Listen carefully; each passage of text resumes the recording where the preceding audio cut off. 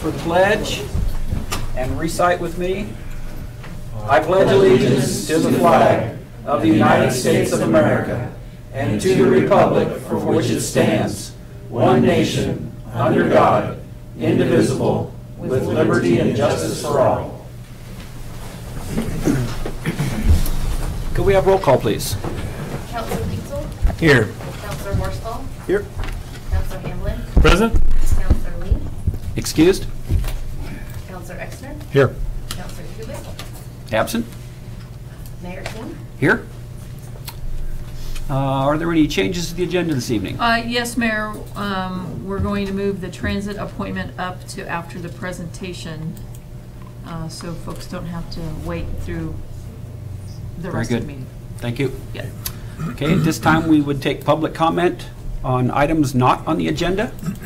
Anyone that would like to address the council, please approach the podium, and we need your name and address for the record.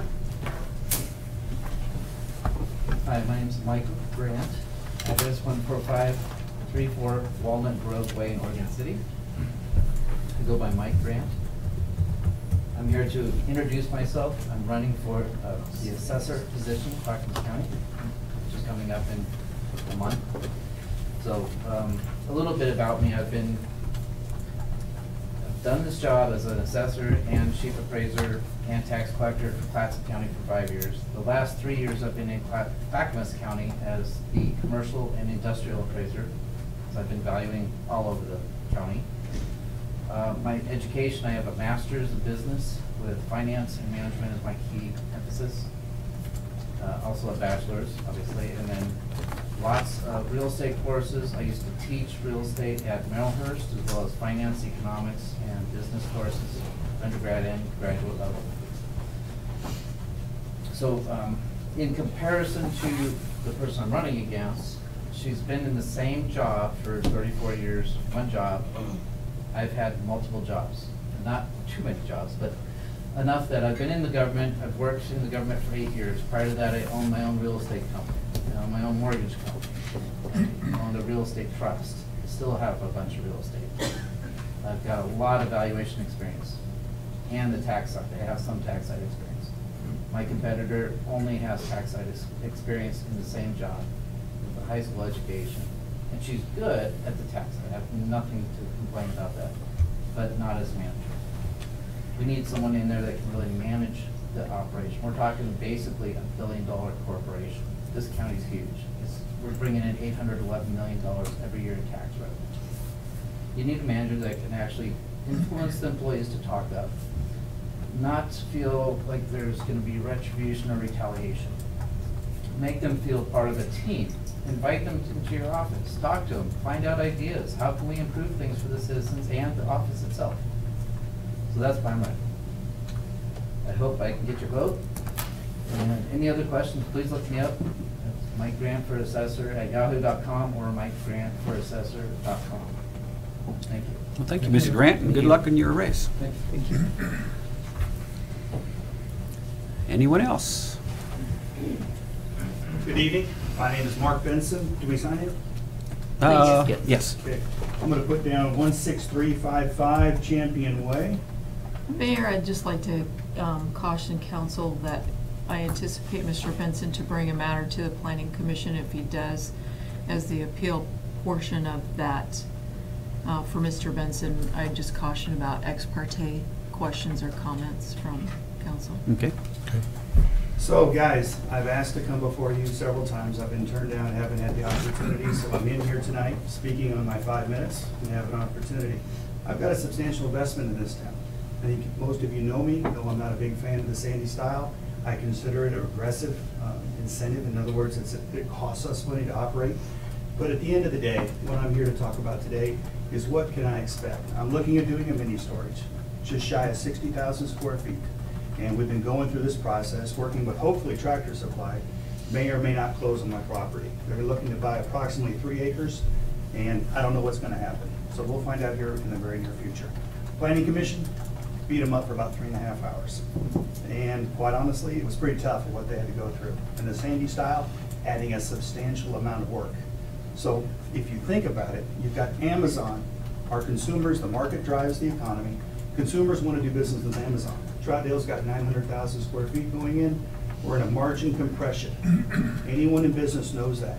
So unfortunately, the Sandy Style increases the cost of building. I think we all know that. And then what does that do? Can we pass it on to the consumers? Obviously not.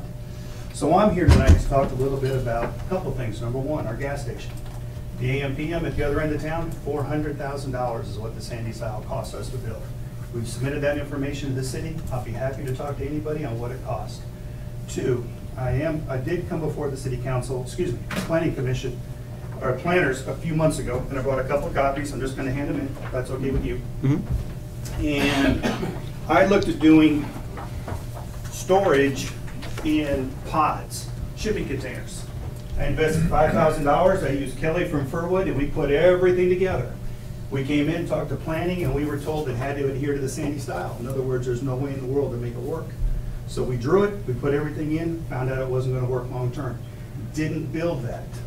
So now I'm in the process of building beautiful storage. I've got pictures of it here in the back. It should be handed in by Bill Whitney, probably in the next week, as soon as he's completed. I was with Bill today. Bill's told me, and Bill, by the way, he built your John L. Scott building here in town. Bill also informed me that this is the most difficult project he's ever done, getting this mini storage through the Sandy Style. So we're in that process right now. Should be turned in this week. However, I got pause. I'm going to invest $4 million in building mini storage in this community. It's a beautiful community, great people. Mark, you need to address council. I'm sorry. Okay, I didn't know that, okay. Okay. But I'm gonna invest $4 million in this mini storage. But I've got a competitor here in town that has put up containers, unpermitted. I notified city management a little over a year ago that there's a problem. You've got somebody here in town. I went ahead and did a FOIA request because I was surprised to see the containers still there. And here in the month of August, there's no fines, nothing has been issued yet. So I've given you conversations between Kim and myself, where Kim was talking about, we're going to begin fining or doing something in the month of, I believe, October 1, which is right now. So my question is, does the Sandy Style apply, or is it a suggestion? Does the building code apply, or is it a suggestion? Because you've got a business here in town that's put containers on their property, operating in a business I'm looking to get involved with. And at the end of the day, is it gonna be there or not gonna be there? Because that'll impact my business significantly. And I don't wanna come here and go out of business. Is that good for anybody? I wouldn't think so. So that's why I'm reaching out. I'm reaching out to you, Bill, a businessman. And I've asked you before, if I sell you a truck as a Ford dealer, the motor company calls and wants to know, how's everybody doing? Did we do you a good job? I'm suggesting you bring together some people here in town that have built and ask, did we do a good job? But I'm telling you right now, the burden is huge and the expense is huge. So is it fair for me to ask, if I'm gonna invest $4 million, and then can somebody else just ignore the building codes and just go do what they wanna do? So that's what I'm here to ask. Okay. Any questions?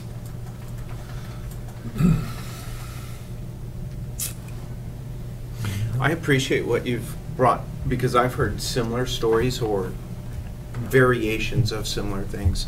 And that's one reason why I'm here. I'm interested in finding out, how does it work for builders development? Because at the end of the day, we want to see our community grow. We want to see it grow correctly. We want to see it grow safely. We want to see opportunities for more people to have jobs here instead of going down the road. But I do believe in an even playing field. We've seen several things where it was, I think the fruit stand earlier this year was just a comment of how do we have these things set up so that whether A, B, or C company, it's still the same rules. And we worked through that. I think it went well. So I appreciate you bringing that to our attention tonight. And it is something that I would be interested in following up, seeing how this works. Because as a council, we are here to both interpret what the community needs and wants, but also some of the guidelines that are both, whether they're voted by the community or by the state of Oregon, that we have to adhere to. So.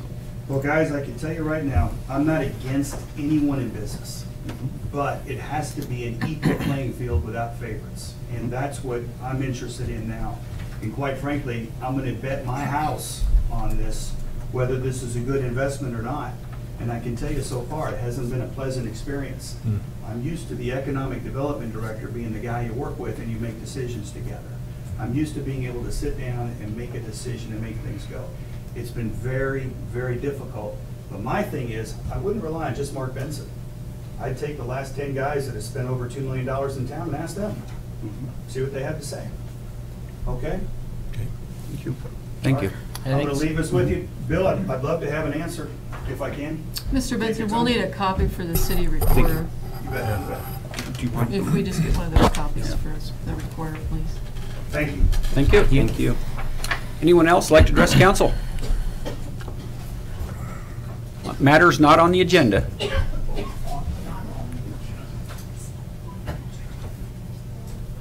Okay. With that, we'll move on to presentation. And hang on, where's my notes here? Mr. George Hoyt. As mayor of the city of Sandy, it's my pleasure and honor to recognize a wonderful member of our community. Mr. Hoyt has been a major contributor to the Sandy and Hoodland libraries, as well as all libraries in Clackamas County. He has been a Sandy Hoodland Library Advisory Board member more than once, held the position for multiple terms. He was instrumental in getting the library district passed. This provided stable funding, a permanent tax rate for libraries throughout the county. He was the chair of the Library District Advisory Committee from its inception until quite recently. And he continues to be a friend of the library, raising money to support library programs. So on behalf of the City of Sandy, it is my pleasure to recognize your efforts with this plaque honoring more than 10 years you've spent as a representative of the Sandy of the Public Library on the Library District Advisory Committee. Very good.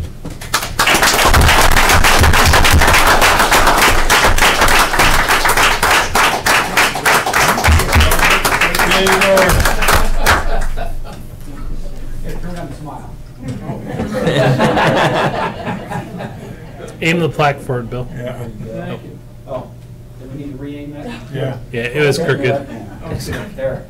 There it is. Excellent. Absolutely. Floor is yours. Keep it clean, though.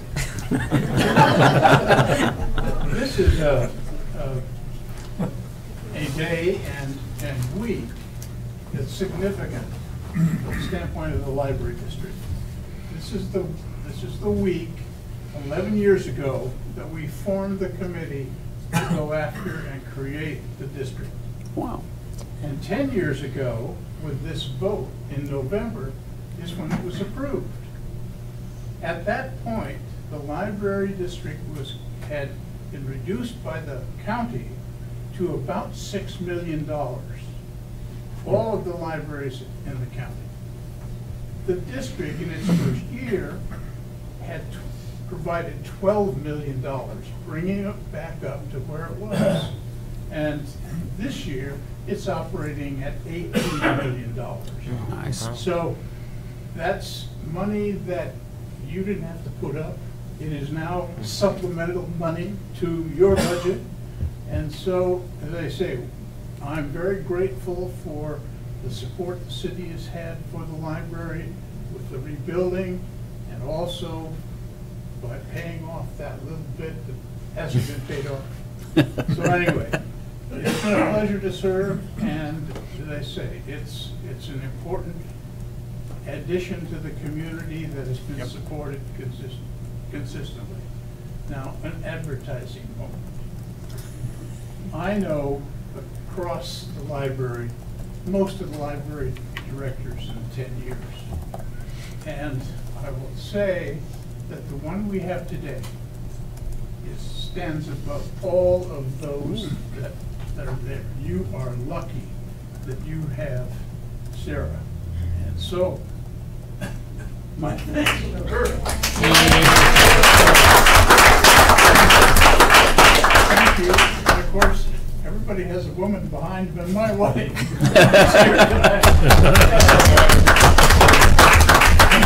She runs the Book Nook. and go by, because that helps to sustain the basic library funding that we provide from the Friends. We should probably thank her too then, because she allowed you to spend all that time working on your passion. Wait, she's the one who spends the time. I mean, you know, up at 6 o'clock in the morning on Tuesdays to bring in the crew and so forth. Anyway, thank you all. Thank you. Well, thank you both. Thank you. The library book group that meets at 7. All right. Very good. Thank you so much. Thank you, George. Appreciate it. Just good job. All right, George. Thanks, Colvin. Yeah, we love that book, Nick. Boy. Okay, next up, Okay. Transit Transit board. appointment. Transit Board appointment, Transit board, yes. Skip there. We're gonna do it after transit board appointment.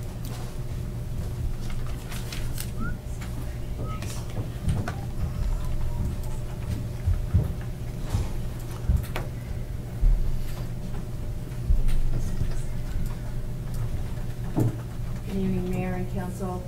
My name is Heather Miche, 39385 Heidelman Street. And I am the chair of the Transit Advisory Board. And we, as a board, are greatly pleased with the application that Bernice Tynan has put in to become part of our board. And she's attended the, as you'll see in your staff report, I'm sure, that she's already attended 2 of our meetings. Sure. And I highly recommend her as a board member. I've had the pleasure and honor of working with her as a staff member at the library almost 20 years ago, and also in other capacities with the library and other city functions and so on. So. Good evening, Mr. Mayor, council Good evening. members, staff. Hello. Thank you for inviting me here. Is there anything you would like to know in particular? So how many years have you volunteered? It sounds like you've got quite a few years behind you. I'm sorry, what was How many that? years have you volunteered? Well, I just started recently with the transit board, but I've been Before a that, member though. of the Friends of the Sandy Library for over 15 years. In fact, I'm on their board, have been for quite a while. But the reason I'm interested in the Transit Advisory Board is that recently I was told I couldn't drive any longer for medical reasons. And I thought, well, that's it. That's the end of life as I knew it. But someone told me about the transit at the Right. Star, and it has just made all the difference in the world for me. I'm free. I can come and go any All place right. in Sandy that I choose. I can take the medical buses. I mean, I could stand here for an hour and tell you how much I love it, but I felt with my past experiences and my skills that perhaps I had something I could contribute to repay the service for what it's been doing for me and for others. Okay, thank you for your service. Appreciate it. Thank you. I just want to thank you for your interest in doing this, and I'm happy that it's helped you and that you want to turn around and help others by improving and expanding the service if possible. So, It's my pleasure. thank you. Thank you. I have one question, if I may. As you found it very helpful for you, are you aware of other seniors utilizing this program? Is it, Who use it? Is it? yeah, is Well, it? Only the people that I meet on the bus, and it's like meeting a whole new group of people that rely on Star. I can never see that, but I don't know too many in my own group. They still have family or they're still driving. I'm almost 90, so I'm the first one to go who can't drive anymore. But that doesn't mean I have to stay home and Star just That's makes right. it. It's a great resource. It's a great program. Thank you. If I I'm could ready just- for a motion. I'll make You a- have something to add? Could I just add one Yes. thing that I neglected to mention, and that is that Bernice has extensive professional experience and history in media and marketing and advertising and so on. And just with some of the comments that she's made in our 2 meetings that she's attended, it just really confirms the importance of having her experience and her voice as far as how to help get the word out and spread the news about our great transit agency and the services that we have to offer. I interviewed Mr. King, a few years when the mudslide came down on your. Oh, yes. That was a lot of fun. No. Yes, the interview was. Yes, yeah, the interview was.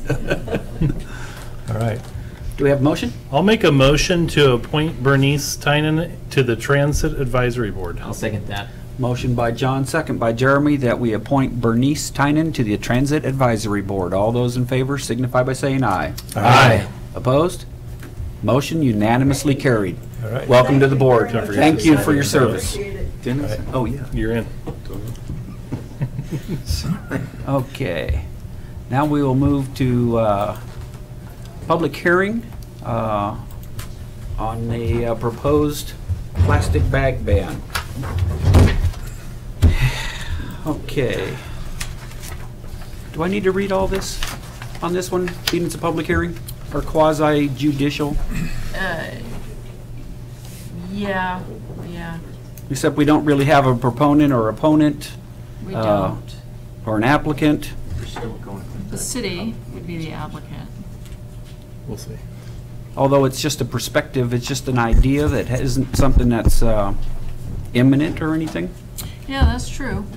Isn't most of tonight? I think it's just a public hearing to get input on whether or not we should proceed with this. Okay. Okay? Sounds good So I to don't me. think we need to do the quasi-judicial and all its rules and regulations. Okay. So with that, I will open a public hearing at 7:21 and ask for public comment on, Time limit on comments. well, yeah, it'll be 5-minute time limit, please, so. Please approach the podium and give us your name and address, sir. I'm Bill Brookhart, 36525 Dubarca Road, Sandy. I'm amazed that I'm here speaking, well, let's put it this way. My wife and I, for about 3 years, we made a 2-mile trek around the neighborhood picking up trash. We've gotten a little older now, we don't do that, but I sure didn't like picking up all those plastic bags. However, I've been aware of the things going on east of here as to plastic bags, and it made me chuckle.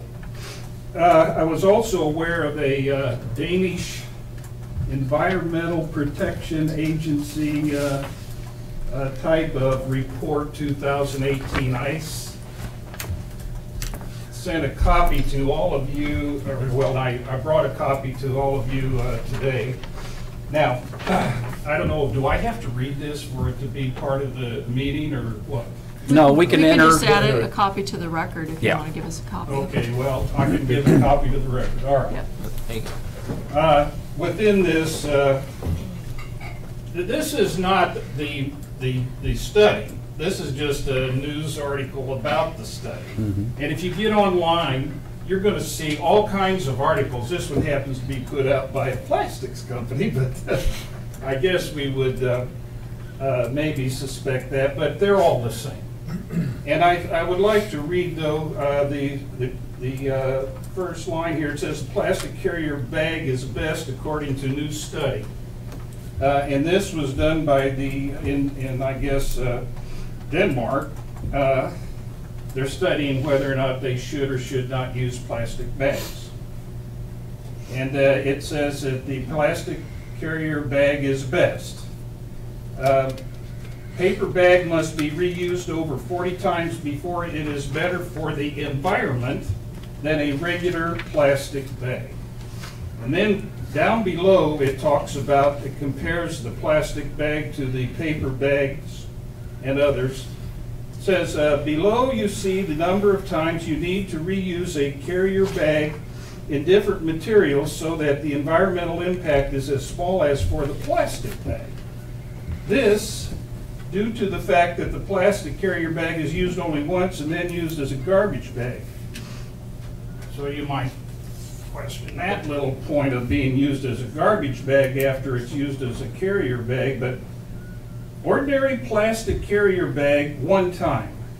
Paper bag approximately 40 times. Cloth bag,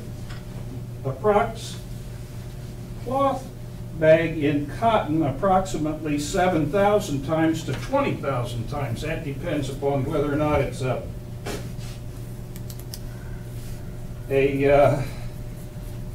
organically grown cotton. Okay, so I would like to point out that we do have a federal environmental protection agency. And they actually do have resources and they have the means to make such a study and a determination for these sorts of things, don't they? And I think it's wholly inappropriate for a local community to be imposing needless restrictions, and in this case even harmful restrictions, if we believe this article, that would actually harm the environment more so than if we use the paper bags or force people to use paper bags and to use plastic bags. And we don't have really, you're going to have a hearing here, non-technical people talking like myself, and you're going to come to some conclusion, and then you're going to impose restrictions and hamper local businesses and cause a loss of revenue. I'm sure it's not that much, but this all adds up. And we should be on a principle of not imposing needless regulations upon local businesses when we don't have to. And in this case, maybe even when it's not even wise to do so. So I did get just recently from the Taxpayers Association, they have all kinds of little tidbits of information, but according to the Mercatus Center, Oregon has the 6th highest number of state regulatory restrictions in the country, with more than 167,000 restrictions on the books. And I don't believe that we should be adding one more restriction to the local business people or community. I think we ought to not try to invent the wheel, and we should rely upon the expertise of maybe some people that really know what they're doing at the federal level. Okay, now, I looked at this law, or this ordinance. I couldn't imagine it was so long when I got here. It is everything in there. But there was one paragraph I thought that I would suggest that we do use. It's this violations and this fine of $100, $200, $500. I think that we need to, do we have a litter law in this city? Yes, we do. Well, then I think we need to, in order to protect the environment around here, get serious about our litter law, and we ought to impose $100, $200, and $500 on the people that are seen littering, and do so with some real aggressive approach. And so that would be my final comment, that we ought, I hope we didn't spend a lot of time putting this this document together. Anyway, there's my say. Any questions? You've got a copy. I gave everyone a copy. Got it, Bill. Yep. And that is not actually the ordinance. You can, the Danish study, it's like a 50-page document. You can go online and read it for yourself. This is just some article about it. But if you get online, there's there was a number of articles concerning the study and the results of the study. Thank you. Thank you. Thank you, Bill. Thanks. Anyone else?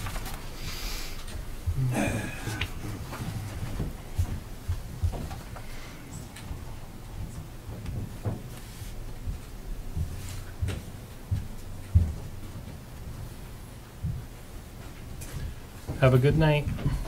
Thank you. Bring my water up in case I just have to choke again. So I haven't done this before. I'm Chris Jones, Sandy Chamber. Do I give my personal address or my business address? This is the business address, if you're representing the chamber, I would think. Okay. So it's 38979 Pioneer Boulevard in Sandy. And we put together a survey that we sent out to our members, and, primarily for our business owners to answer. And I haven't got a huge response yet. I've gotten some. So I thought I'd just share those responses with you at this point, of where we're at with that. So out of the people who have answered, only 10% of those were actual retail. The other 9% that have answered were in the service industry or that type of business. So it's a little, I don't feel like I have good, accurate information right now, but I do plan on reaching out and talking to some of the businesses directly as well. So we, like I said, there was 10% in the retail. So one of the questions, the first question was, does your business currently use plastic bags? And 20% said yes and 80% said no. So that's kind of where we were with that. We asked if it would negatively impact your business. 10% said yes and 90% said no. And then we said, if you said yes, to please explain what pieces of that would negatively affect. And this business did not tell me what type of business they were, what they did other than retail. And they said some projects we sell are wet, requiring plastic to prevent leakage. So I couldn't even try to guess who that was. I couldn't even guess. But then our final question is, would you support a plastic ban? And when I first got in this morning and looked at that, it was 70% were like yeah, were like no, and 30% were no. And then, But so then this afternoon, I actually just double checked too to make sure it was still the same. It's 50-50 split right now in the middle. We have 50% saying they support it, and 50% saying they wouldn't support it. So I just wanted to give that brief update. How many respondents did you have on your survey? About 20. And they were all city limit businesses within the city limits, or just chamber members? Chamber members. Mhm. So we did make it optional on there, whether they told us who they were, what business they were, Mhm. because some people don't like sharing that when they're giving us their feedback.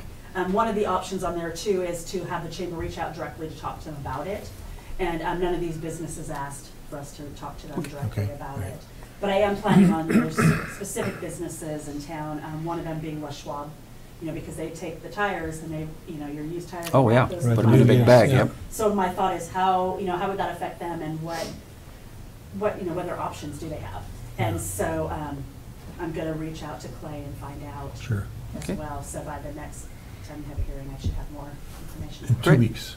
I think 2 weeks, right? Okay. Yes, Great. so I'm going to be on that. Look forward to hearing from that. That's, yeah. Thank you.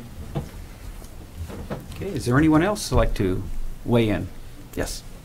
I'm here late. I just got off work. No problem. You're not late. It's right on time. I'm not sure if I've missed, or I'll be repeating something that's been done before. But Susie Jenkins, 37708, Coralburst, Sandy. And I'm here as an advocate for anything we can do to reduce the plastics in our environment. Recently, I've been learning about the giant trash heap that's floating in the ocean, and the fact that these plastics never break down completely. And the other factoid that I heard recently that kind of broke my heart is the whales whose diet is krill. They're actually eating more plastic now than krill. And I have a granddaughter now, and it just breaks my heart that this is the legacy we're leaving for this upcoming generation. So any way that we can reduce our plastic use, I think, is a good thing. And I just brought a little bit of show and tell. I've been using my own bags to shop now for probably 30 years. And this bag here I've been using for 20 years. It came from a store called Nui in Santa Cruz, California, which New Seasons actually owns now. And this probably will go on to future generations. It's so sturdy. I don't know, you've probably seen this one. Safeway, really easy, folds up, stick in your pocket. What's really cool is that I'm advertising for these guys. You buy it once, and I go to my neighbor's potluck, farmer's market, wherever I go, Safeway is going with me. So this is a good thing for the store, I would think. Those little plastic bags, who sees them? They're 15 minutes. Put your stuff in it, put it in the trunk, get it home, and toss it. This is the one I like. This little strawberry. I like that one too. Isn't this awesome? It's not edible, John. It's from the Strawberry Short Course. This is Oh. the same size as those Wow. plastic bags. Yep. Pretty cool. And I get Yeah. shopping and I go, uh-oh, I got too much. You know, those impulse buys. I can always pull this one out.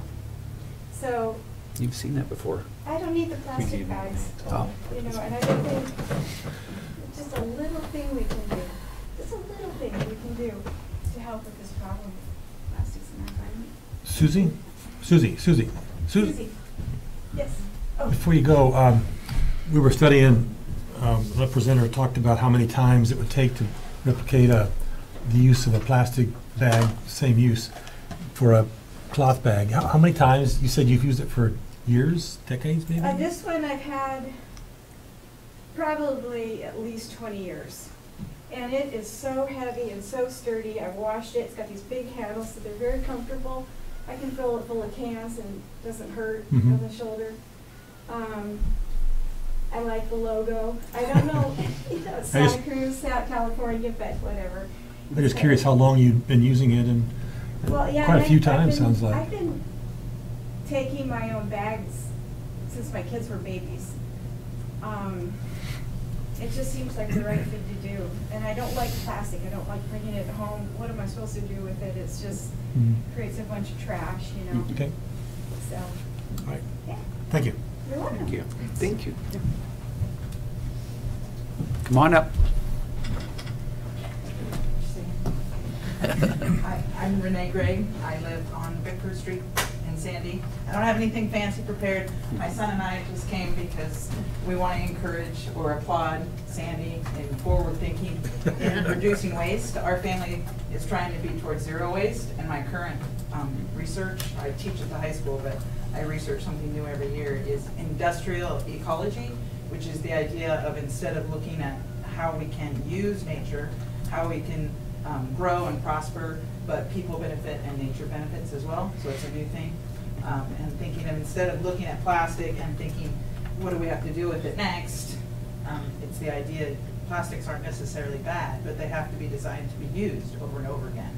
And a plastic bag isn't.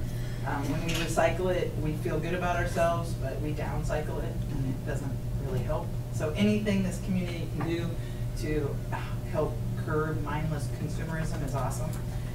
We went to Japan this summer, one last thing, that they don't have towels in the bathrooms, and I think most Americans would go there and think, what? How can you not have towels in the bathroom? But it works, and it's okay. If people want towels, they bring their own.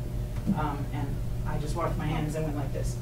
But you find some way to get past it, and they don't have garbage cans. And you would think, how is it? It's not messy, there's no litter. People deal with things. So we wanted to come and support, as a community member, anything that you can do to help us be forward-thinking and be responsible citizens. We encourage that. Did you want to say anything? The first plastic that was ever made is still on Earth. It never goes away. Which freaks him out. Well, good, thank you. Thank you. Thank you. Good job, Isaac. Good job. Okay. Anyone else? Yes. Matt Wilson, 17335 Minnick. I'm here for myself, not so much for my business. My business is a service industry, so I won't be impacted by this. I provide services and everything. I'm very strongly opposed to this bill, especially or this ordinance, especially at the local level. The first question I have, and I don't expect an answer, I would hope the council answers it, looks into it themselves, is what problem is this actually trying to solve in the city of Sandy? I walk throughout the core from here down to Taco Bell, sometimes all the way to Fred Meyer's, depending on the bus schedule. I don't see plastic bags in the street. I see soda cups, I see food wrappers. I don't see plastic bags. So what are we trying to actually solve with something like this that's imposing businesses on the businesses in town, many of which, like Freddy's and Safeway, Starbucks, they already are already going to go to something like this in the future. The other question, one of the other questions is, what science is there that actually backs up this type of thing? I see a lot of environmental articles that are based on emotion. I'm an Eagle Scout, gone through all sorts of environmental training, scientific education. Most of this does not meet the scientific method that we've got. There's very little evidence either way for what this is. Is there any science that actually supports this type of band bag and helping the environment, forcing it upon other people? And the other question I'd ask is, what are the results of similar bans in the region? I think Portland has a ban, but it's not as draconian as this one. I go to the food carts at least once a month in Portland, sometimes at the Safeway buffet to get lunch as I'm on the way to a meeting. I still get plastic bags at the food carts. I can't get plastic bags at the food cart here in Sandy if this passes. There's just a lot of questions with it. It seems like a Me Too type thing, trying to get ahead of something rather than dealing with some of the other priorities that we've got in the city. Transportation. Jeremy has talked many times about the failing intersection that we've got. We've got the Sandy Community Campus, trying to figure money for that. Why put something on that, for the most part, is going to be taken care of by the big businesses in town? And that we're going to have to put our enforcement resources, Officer Moody somehow is going to have find time to do that. I guess that's really it. I think this is a bad idea, and I just do not see a need for this at the time in Sandy. It'll probably come down at the state level eventually anyway, so why rush? Thank you. Thank you. Thanks, Matt. Anyone else?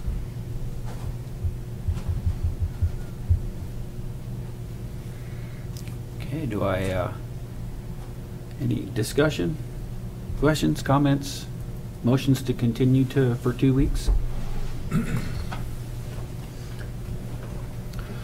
Well, I've kind of made a little survey myself. I didn't try to do it scientifically or anything, but every time I catch a friend of mine who's does shopping here in town and ask them, and it's a mixed bag for them. I don't know that I've got any real business. Surprised to hear that, not surprised, but maybe it's an agreement with the responses I get is it's about half and half either way. I just don't know that there's a lot of real strong motion for or real strong motion against a plastic bag. I think it's, personally in my mind, I think there's other things on our list that we probably should focus our time and energy on. I'm not a one that would like to see all the plastic bags scattered through the forest and on the sides of our roads. When I worked for a local government and rode up the road to Timberline every day for almost 15 years, I didn't see the plastic bags. I saw the McDonald's boxes and the Kentucky Fried Chicken boxes. It seemed like didn't take very long to get up the mountain before you found there's a time frame for them to throw out the boxes out their windows when they were done eating it. So to me, plastic bag doesn't seem to be an issue for me in terms of seeing them around, but I also think that we are a country that should look at our resources and leave them a little bit better than when we found them, and I don't know that plastic bags are my idea of leaving it better. And my wife and I use the cloth bags whenever we can. So I'm not sure I'm really convinced that I need to vote either way at the moment. I'm still thinking and still working my way through it. I'm not sure that I want to make a decision tonight. I'd like to especially listen to what the chamber comes back to with us. Well, I didn't feel like we were ready to take a vote on this ordinance.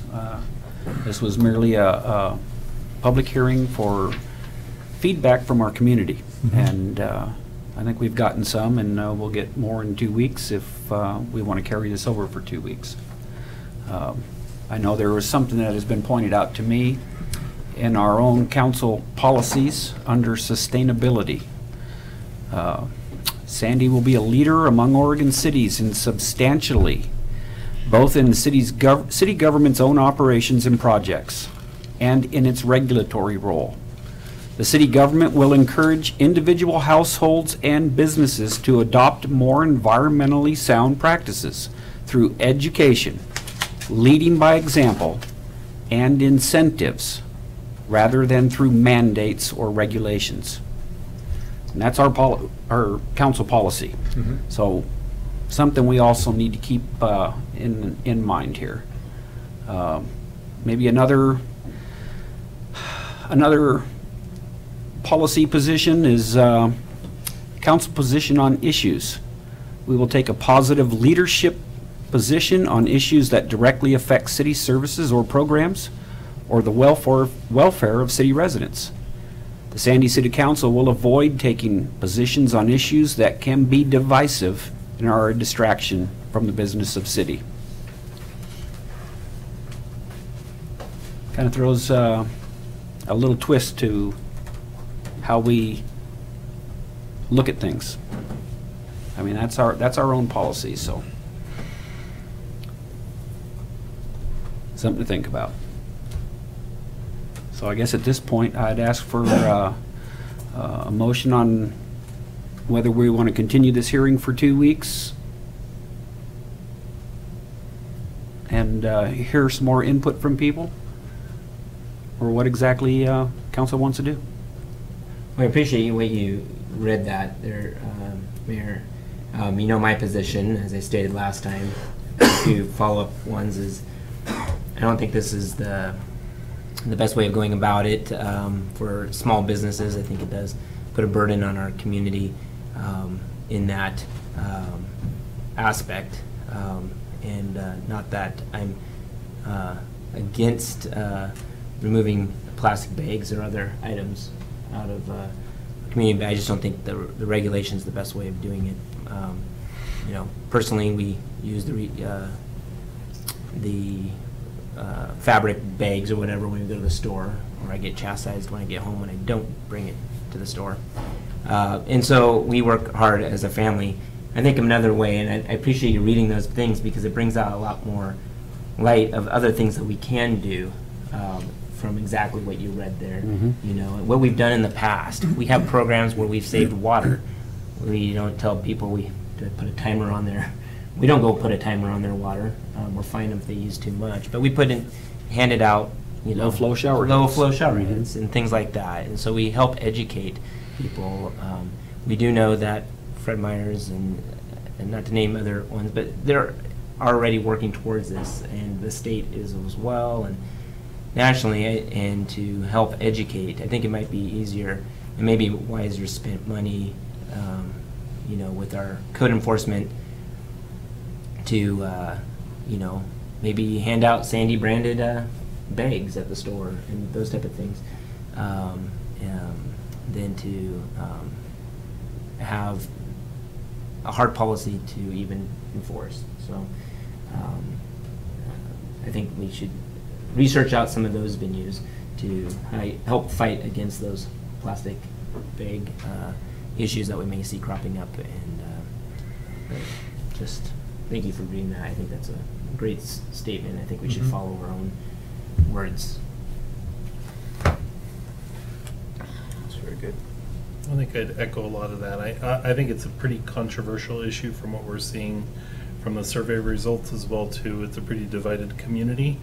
I think a plastic bag ban would be a pretty easy thing to do, but I don't know that it's going to garner the results that we'd hope to see. I think education programs, some more substantial efforts to actually change the community's perception to where if we surveyed in the future, this would be a pretty no-brainer to say, yep, let's end that. We're not going to have plastic bags anymore, and we've educated the community enough to do that. I also think, too, there's other options outside of plastic bag bans altogether. Like I mentioned earlier to council, I'm going to be in D.C. tomorrow. Every time I go to Walgreens to pick something up, I pay like 25 cents per bag. They actually have used that as a system of reducing plastic bag waste. They've seen a 60% reduction in Washington, D.C., which, if any of you have been to, is not the cleanest town in the country. So that's another option as well, too. But I'm all for educational programs because I think there's a way to bring the community along without just imposing a ban. Okay. That way, when they leave the community to go shop in Gresham or Welch's or somewhere else, Impacts more they community. have a. You know, I would be I'm in favor of a positive side of this thing. The charge for bringing nothing, so I have to take a plastic bag out. Sound like sort of a negative, but on my mind, it's a positive impact on how we move from plastic to paper or to the cloth bag, which I think the cloth bag is the best solution. And then maybe I'd be really in favor of knocking out a few ideas about what would be a positive way of saying, let's move to the cloth bag instead of the plastic bag. I guess I didn't mention it earlier, but I agree with Mr. Burkhardt about the fact that it's a pretty complex piece of legislation if we impose it. It's a lot of pages, and a lot of work. I'm not sure I'm totally in favor of that, but I'd like to maybe think about maybe some options about doing a positive enforcement. When we had was it Clackamas River Watershed come, and they showed one of their programs where they have the bags available by the river projects. I mean, my family and I think I shared with council, all have the little trash grabbers. We'll go do walkthroughs on the skate park, and I think that kind of building that perception within the community and developing more people caring likely will result in more people caring about the waste that they're producing in the first place themselves. I think I'd be a lot more behind something like that, an educational program and opportunities for us to make our community a better place, educate people about what that takes. So. And it sounds like we might have resources within inside our own city staff that might be excited about helping to educate people in different environments to help this go along as well. Programs already, maybe through the library, what's being learned there, but also community center and others. I'm just thinking, and maybe people from the high school as well.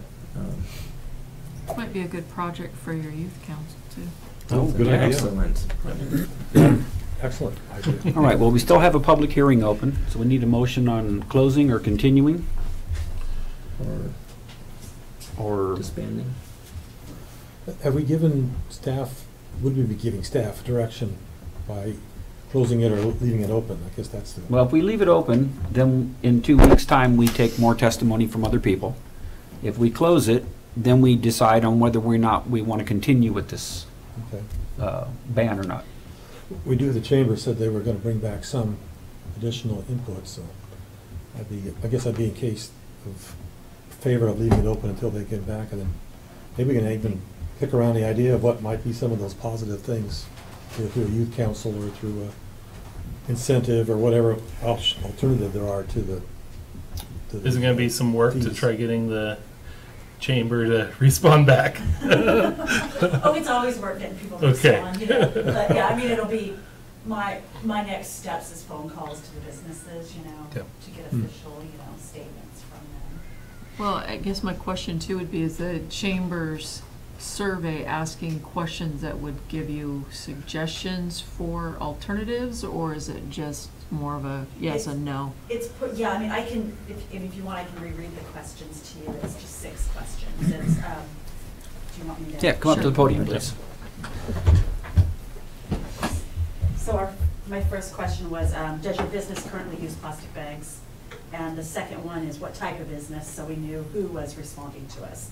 And then the third question is, if you have another type of business, we asked for them specifically, tell us what type of others, so we could put them in that category. And the fourth question is, would a plastic ban negatively impact your business? And question 5 was, if yes, please explain how it would negatively impact. And then the 6th question is just, would you support a plastic ban?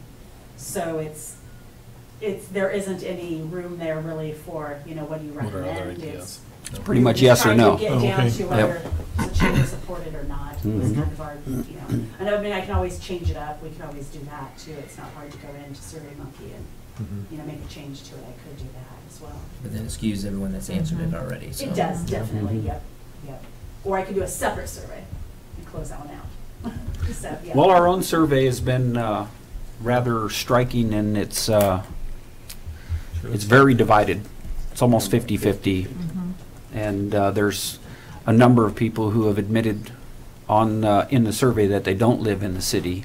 And while their input is important, we're most concerned about what our city residents want, so. I think it'd probably be a bit more engaging too if we were asking for some solutions on cleanup and improving recycling and reducing waste. I think people would be a bit more engaged in that rather than whether they believe we should impose something on businesses or Right. not. Well, I think we should be looking strongly at how to We should probably reduce. make a motion to either close the hearing or continue it. Yes, that's what I was trying to get at a bit ago. So I feel that we seem to be, I haven't heard from Scott, but everyone else seeming that we should close it, or, that this, continuing with a ban on plastic bags is not something, we're interested in a different path maybe. Yeah. Yeah. Well, so from my few cents to weigh in is, I really enjoyed the back and forth. I guess I can appreciate the Eagle Scout, the idea of, how much of this trash is here, what are we doing generally almost, just by way of reflex, you're always picking up trash, it's just kind of ingrained. But I also appreciate the fact that, the youngster that was here is concerned about the plastic. It isn't just us, it's children, it's a lot of people are involved in it. And while I enjoy using plastic bags in my house and go to groceries because I do recycle in the sense of I have a lot of other projects for them, I also agree with council where it's difficult to make bans, but I really appreciate at the same time being able to hear back from the community where there's folks already doing this, and way to go, that's awesome. We're a huge proponent of recycling at our home and in our business, and as much as I can stuff in that recycling can and make my garbage can like fourth of what it should be, that's fantastic, and that's kind of a personal best to do that. But hearing this go beyond, it isn't just a decision up here, but a community decision. And I like the idea that we're not being divisive, but more of let's encourage, if we're already doing a great job, let's encourage that. If there's room to improve on it, let's do that as well. And for me, I would welcome just another hearing on this. I'm excited to see this much interest and participation from our community on just one topic. And I think this is fantastic because it really shows that your opinion matters. And the fact that you value living not only in this community, but hopefully your kids want to live here 20 years from now. And decisions that we make tonight or talk about for tomorrow really does impact why we want to live here. So thank you for your time.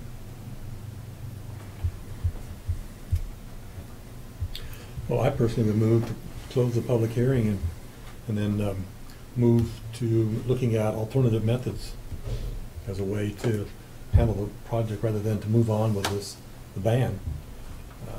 And maybe ask some of those resources we have out there between now and, I don't know, pick a time, to come back to us with, hear about ideas about where we could be in terms of limiting or reducing or eliminating the plastic bag, but doing it in a way that everybody kind of jumps in. I'm with Scott. I like the input that I've been hearing here, and I think we can solve a couple problems by doing it on the positive side rather than on the negative side. Is that a long motion? I move. That was a long motion. Are you going to do a long second? Motion? I move that we close the public hearing and look for a positive side of what to do with the plastic bags and eliminating it. I'll second that.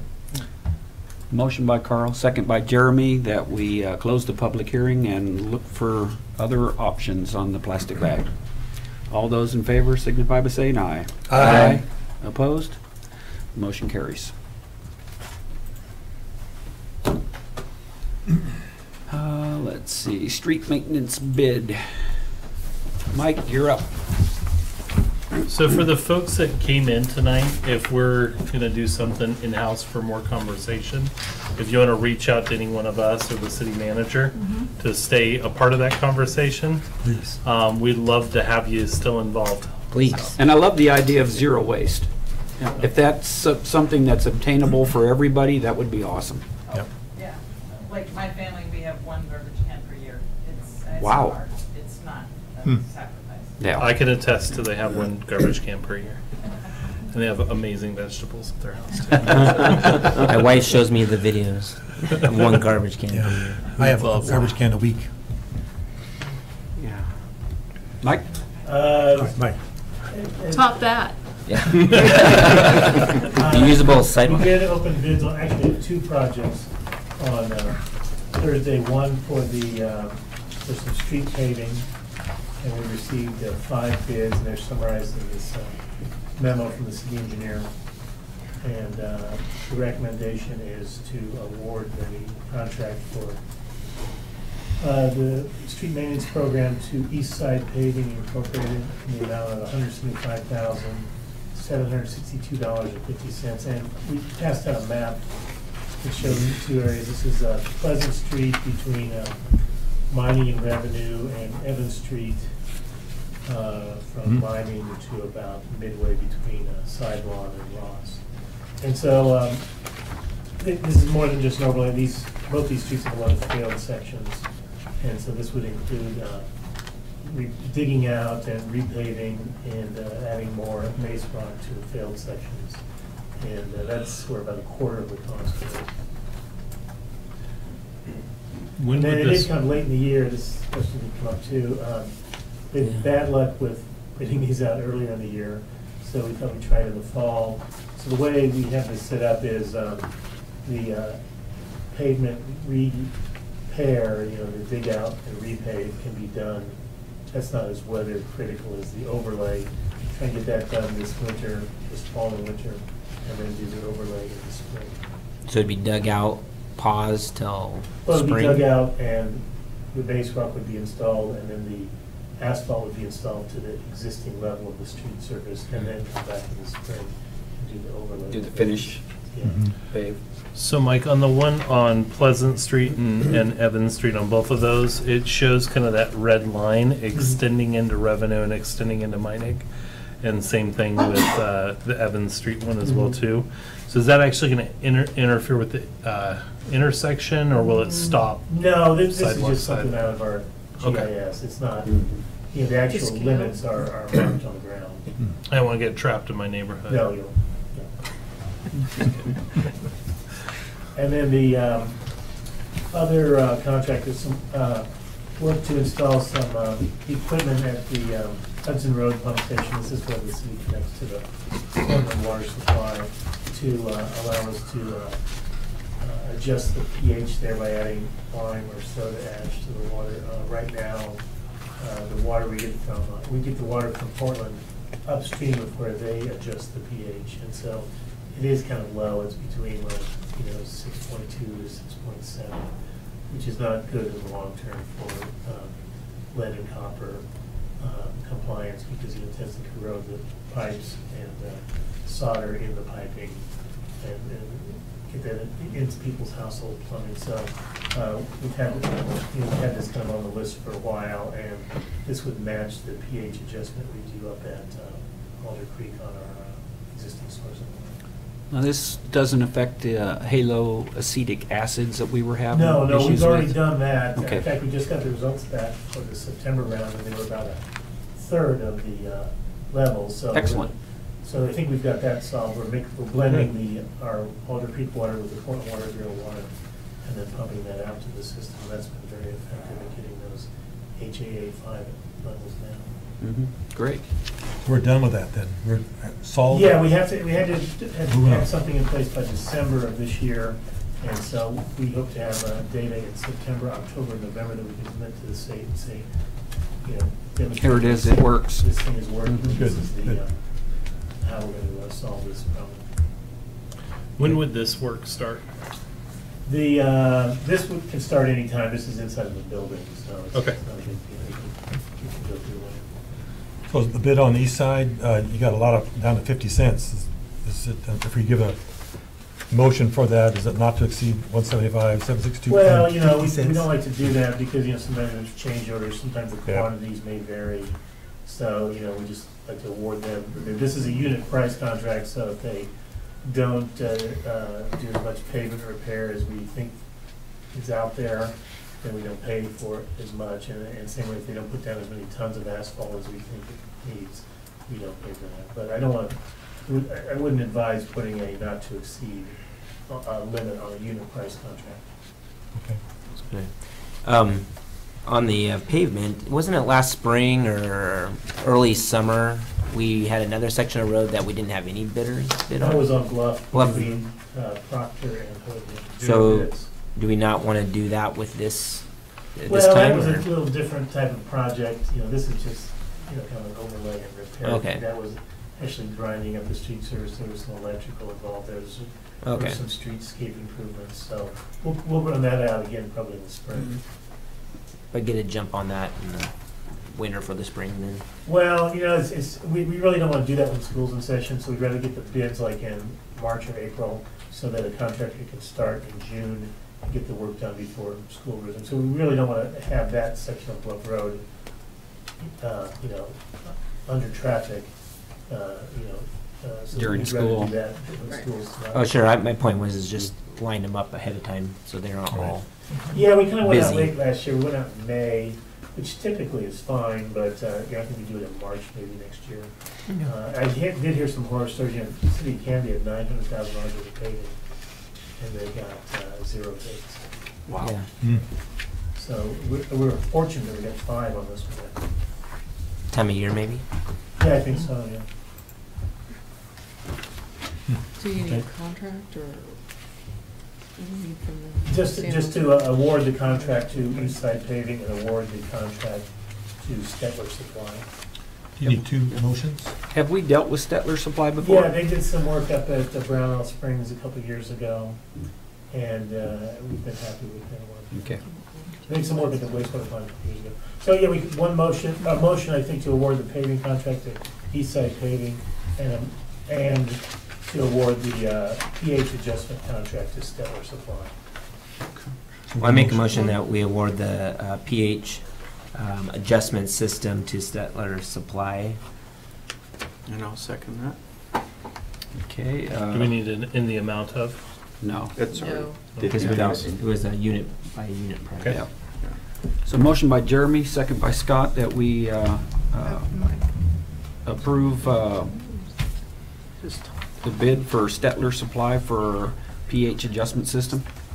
All those in favor signify by saying aye. Aye. Opposed? Motion carries. Yeah. Make a motion that we award the contract for the paving project to Eastside Paving. I'll second. Motion by John, second by Carl, that we approve, or award the paving contract to Eastside Paving. All those in favor signify by saying aye. Aye. Opposed? Motion carries. Carrie, did we go too fast on that one? That's okay, because some of you aren't showing logged in, so Oh. Okay. I did it. Mine just shut off. Scott's computer went to sleep. I didn't Yeah, think about it's that not until the after the John. second. I didn't either. I was like, oh, I didn't vote. Here we go. I was ready on the to. one prior to that. Electronics. Yeah, I X'd that out. It was in my way, and I was like, oh crap, I didn't vote on that one. So. No, I was a she yay just on did it that. for us. Okay. Yeah, mine just timed Oh, it. now I lost the whole thing. Come on. Okay. Library District Master IGA Amendment. So you may remember a number of months ago, the city manager and I talked about the fact that the county may be coming through with wide sweeping or broad changes to the master IGA. I'm happy to report tonight that that is not the case. The amendments that have been proposed are very narrow. They only basically affect the city of Gladstone and the county's agreements with one another. So the First Amendment would designate the county and not the city Gladstone as the recipient of the retained funds that have been put in Escrow. in escrow to build the Gladstone and Oak Lodge libraries. The second would be a new section that establishes Clackamas County as the permanent library service provider for the Oak Lodge Library Service. Oh, wow. And the third amendment would eliminate language regarding service area boundary changes that were going to happen between the county library and the Gladstone Library in the city of Milwaukee. So there was a task force that worked on these amendments. Kathleen Drain, who is our current LDAC representative, was on that task force as a citizen representative, and she approved it wholeheartedly. And LDAC met on last Monday evening, and also approved it wholeheartedly. So I would recommend that we approve the amendments to the Library District Master IGA and authorize the city manager to sign the agreement with Clackamas County. So before, you mentioned this, that a lot of it, obviously you stated, resolved around Gladstone and the Oak Lodge Library Services areas. So is the city of Gladstone then getting out of the library business and handing it over to the county? The city of Gladstone is getting out of the library business. Clackamas County is planning to run the Gladstone Library. They will build a new 6,000 square foot Gladstone Library in the city of Gladstone. Because I know that they were trying to get it, the county was trying to get out of the library business, and that's why we have the one up in Hoodland as part of our areas, because they were not going to be in that. That was part of the whole That is district. true. And now they are going to be in the library business. Do they still? This was a part of a settlement agreement between Well, the county I and understand that, Gladstone. but that doesn't help City of Sandy or City of Estacada or City of Molalla. I mean, it kind Well, of. those were all city libraries anyway. Yeah, The Happy Valley Library was originally a county library, and the city of Happy Valley took that on. Correct. So there are two of the county libraries that were redistributed. What about the one at Clackamas Town Center? Clackamas Town Center is the Oak Lodge. Is the one is Well, no, called? Clackamas Town Center is the Happy Valley Library now. Oak Okay. Lodge is So that one did shut down and move over to the Happy Happy Valley. Valley, yeah. Okay. There's a lot of pages worth of agreement here, and I take it that as far as the city of Sandy is concerned, we have no changes, is that right? That is true. Monetarily? Yes, that is Correct. true. As well. There is going to be a larger task force that will probably run for a couple of years, talking about possibilities for increase in tax rate, or trying to figure out some of the issues that reside in the county. When we originally went for the library district, we went for the lowest possible tax rate that we thought would pass at the time. And it passed, and now, 10 years later, we're starting to hit the limit of what we can do with that tax rate. So that committee will be talking about funding in general and governance and all of those issues that came up with the initial master IGA discussion. And some of you will be asked to be on that committee. So Sure. think about if you wanted to do that for the Glad to city do of that, Sandy. yeah. Somebody's got to step up for George. No, I don't want to do that. I don't want to do that. Those are big shoes. I'll make a motion to approve the amendments to the Library District Master IGA and authorize the city manager to sign for the city of Sandy. And I'll second. Motion by John, second by Carl, that we recommend a motion to approve the amendments to the Library District Master IGA and authorize the city manager to sign for the city of Sandy. All those in favor signify by saying aye. Aye. Opposed? Motion carries. That brings us to our consent agenda. Oh, excuse me. Motion to approve the consent agenda. I'll second. Motion by John, second by Carl, that we approve the consent agenda as written. All those in favor signify by saying aye. Aye. Opposed? Motion carries. City manager's report. You all right? Got it? Okay. We I did have. it again, I'm sorry. No, so did I. City Hall is going to do the trick or treat trail on October 27th. Starts at 1 o'clock. If you want to participate, we could sure have you, but you got to be in costume. So I get to decide the costume. I think there's an elf costume in somebody's. I got one if anybody wants to borrow it. But Tights are a little too tight this year. Carrie got a nice backdrop so we can do some photos with the kids and do some Okay. stuff, and we'll have some candy and some other things.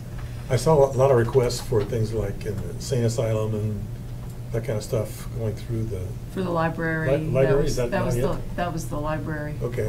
Haunted See. library. Update on the city manager hiring process. So we have 29 applicants as of today from every state on the West Coast, some East Coast states. There's probably about 10, 12 states represented. Kentucky, Tennessee, Minnesota, all of that. The mayor appointed members for the hiring committee. So John and Jan from the council will be on the hiring committee, and that committee will then help us pare down. So Angie's gonna eliminate anybody who doesn't meet the minimum qualifications per the job description. And then the rest of those applications will go to the committee, and then the committee will decide who to put further into the panels, and then what panels we should have and who should be on them. And then also I've asked her to include the committee in deliberating what the process for council should look like and what those questions should look like. So I'm anticipating some panels including civilians or citizens. Excellent. Okay. So that's that. We have some correspondence that I received from the Sandy Area Chamber of Commerce I thought I would share. City of Sandy, on behalf of the Sandy Area Chamber, thank you for your membership and commitment to the Chamber and the Sandy area over the past 25 years. Our Chamber exists to support business community and to help make Sandy a great place to live and do business. The Chamber is not alone in this endeavor. We couldn't do it without you. Your membership and support is important and appreciated. Thank you. And that was from Chris.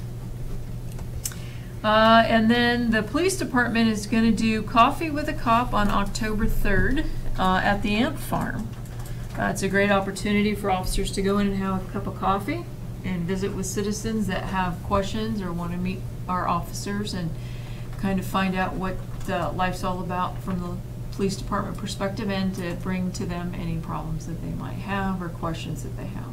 You're gonna do it like speed dating, one at a table? Speed and just dating, one at every each 5 table. minutes That's rotate? right. That's exactly right. What was the timing on that? It's at 9 o'clock, starts at 9 a.m. on the 3rd, this Wednesday. Coffee's free. Coffee's free. I'll be there. Ant Farm. I want to know how caffeinated these Just officers coffee. are going to be. Just coffee, okay. Okay, that's all I have, Mayor. Okay. Committee reports, Carl? No committee reports. Okay. John? Nothing. No committee. No committee, okay. Carl, council reports. Council reports. I have a couple things. I went to the League of Oregon City last week, and I have to say that I think the 6th that I've been to, this is as good and as informative as I've had a chance to be. Wish that more people had been able to make it. The next one's in Bend, so I assume that that's a more positive place to go to, more sunshine. Maybe the mature adult beverages are a little bit better, maybe. I don't know, but I would encourage as many council to go next time as possible.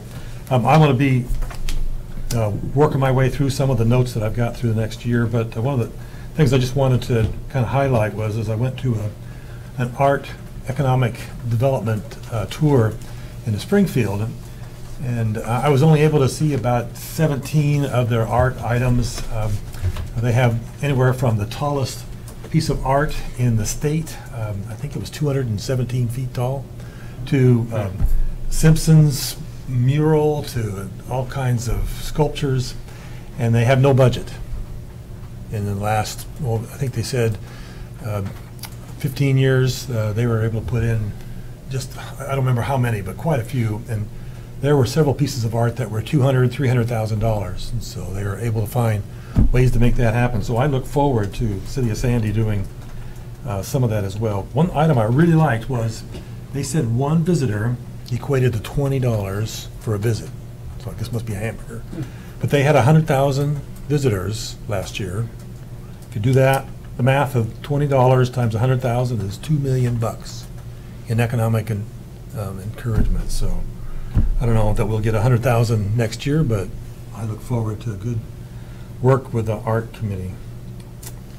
I heard probably the other item, the best quote I heard, and I'm cleaning this up because I heard it in the mayor's workshop, and it was quoted in a lot worse item than I'm cleaning it up, but it said, whether you're a climate denier or a climate proponent, both kinds of individuals can get their way if you just look at helping the environment by, you can either be saving money or you can be helping the environment.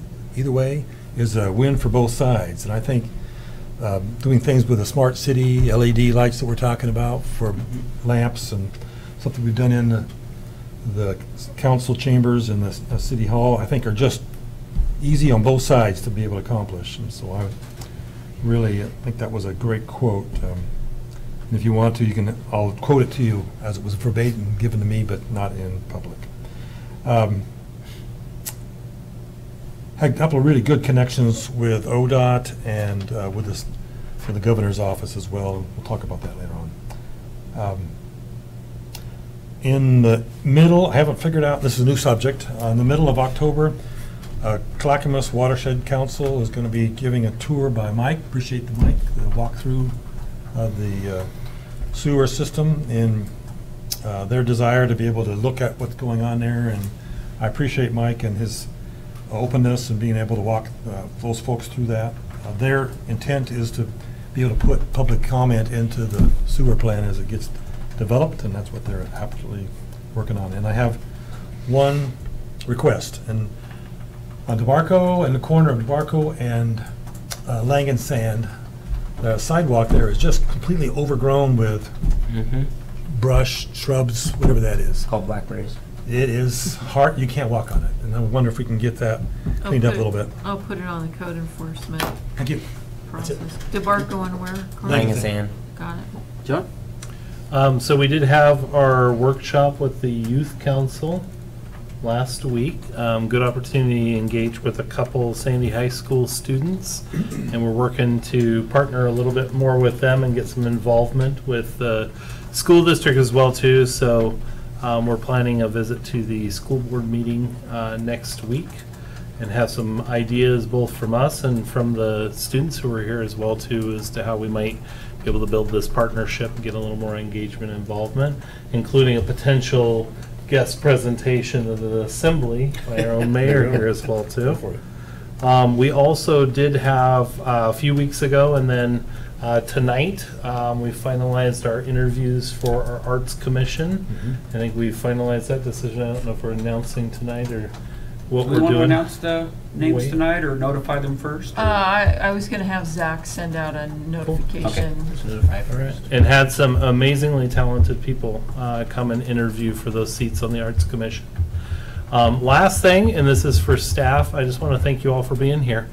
As a person who works at the college and sits in board meetings for our college, I know what it feels like to sit on that other side, and we can sometimes ramble on for a long time. I just want to thank you for being here and giving up one of your nights. You're here. Yes. I agree. Scott? I have nothing tonight. Jeremy? I'm not going to ramble. I have nothing. Well, I just want to thank staff. Had an incident Saturday. I won't go into all the details, but I want to thank staff for taking care of the issues in a timely and expedient fashion, and very professionally, I might add. So, thank you guys. And that is all for this evening. Very good. Thank you. You're running out of room.